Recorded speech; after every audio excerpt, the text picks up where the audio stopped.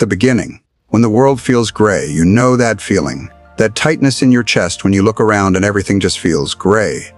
When your dreams feel too big for your circumstances, and the future looks like a closed door. That was the air 12-year-old Marcus breathed every single day. His walk to school was a daily ritual of longing. He'd stop every single morning and press his hands against the cold glass of Harrison's art supply store. Inside, the world was an explosion of color tubes of crimson, cobalt, gold, and emerald, lined up like promises under the bright lights. To Marcus, they weren't just paints. They were fragments of a life he couldn't touch, symbols of a self he wasn't sure he was allowed to become. His dream was born from a single moment of unexpected beauty, a vast mural of a night sky on a forgotten building downtown. The stars weren't just painted, they seemed to hum with light. The blues and purples of the sky felt deep enough to fall into. In that moment, something cracked open inside him. A voice whispered, "You could do that. You could make people feel this." But reality was a constant, heavy blanket.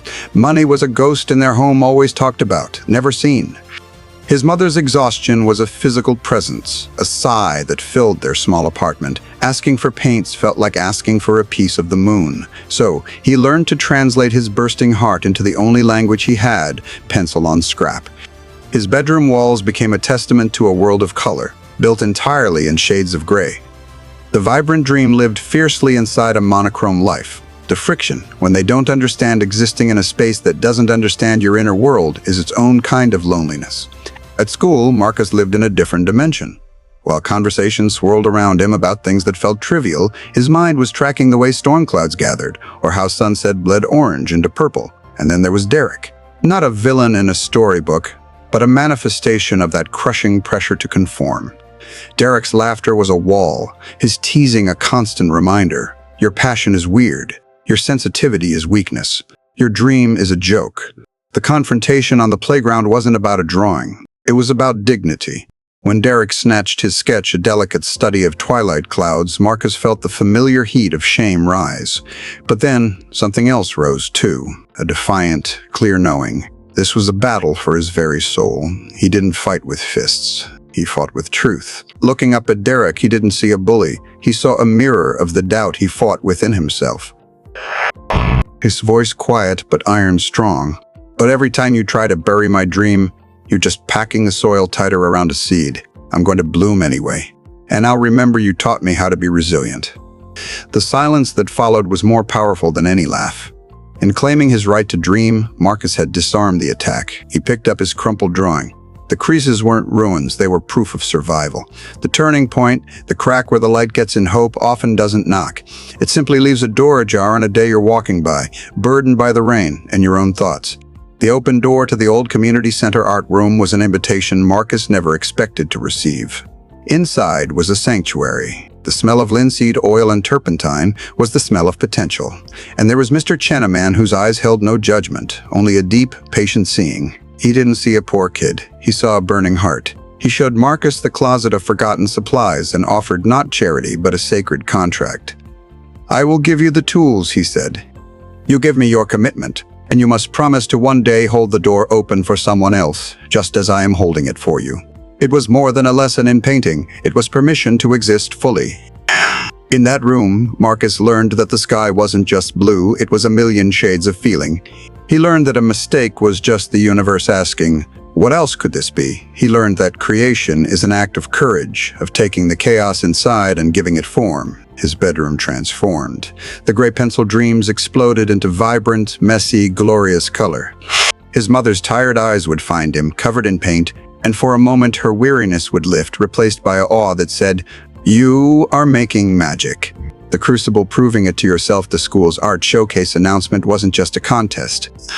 It was a question the universe was asking him. Do you believe in your own voice enough to share it with everyone? The painting he conceived, Dreams in the Dark, was his answer. It wasn't just a night sky. It was a map of the interior landscape of anyone who has ever felt lost. The deep layered blues were the depth of feeling.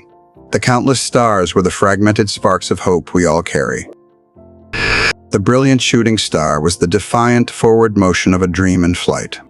For a month, he poured every ounce of his frustration, his hope, and his hard-won skill onto that canvas.